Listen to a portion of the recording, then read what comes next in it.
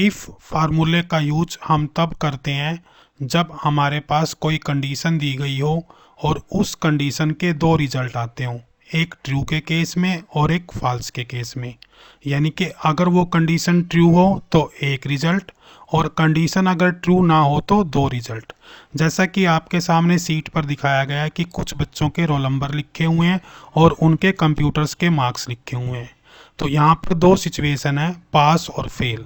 अगर बच्चा पास होगा तो उसके नंबर 35 या 35 से ज़्यादा होने चाहिए।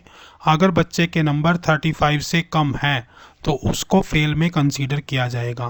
तो ये बेस्ट एग्जाम्पल है इफ़ का, क्योंकि यहाँ पर दो सिचुएशंस है, एक पास और एक फेल। तो अब हम इम्प्लीमेंट करते हैं इफ़ को।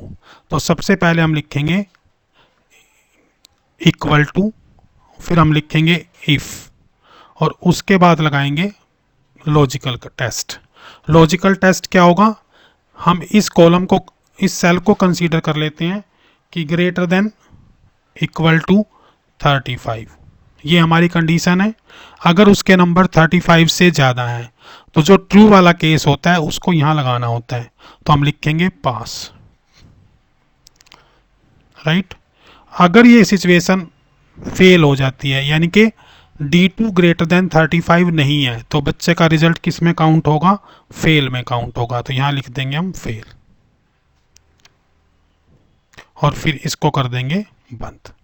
यहाँ पर आपको ये ध्यान रखना है कि जो मैसेज आप प्रिंट करवाना चाहते हो पास और फेल, उसको आपने डबल कोट्स में लिखना है और फिर क्या कर देना है, एंटर कर देना है, राइट।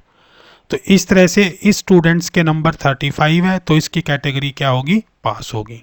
अब आपको क्या करना है, इस फार्मूले को बाकी सेल्स में भी आपने कॉपी कर देना है। तो सिंपली आप क्या करोगे, इस फार्मूले को सभी सेल्स में लगा देंगे।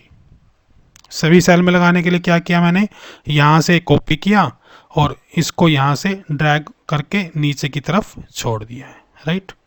तो यहाँ से आप देख सकते हैं कि अगर 35 या 35 से ज़्यादा है तो स्टूडेंट को पास शो कर रहा है, और जैसे 104 है तो यहाँ पे ये फेल शो कर रहा है, फिर 22 है फेल है, 14 है फिर फेल है।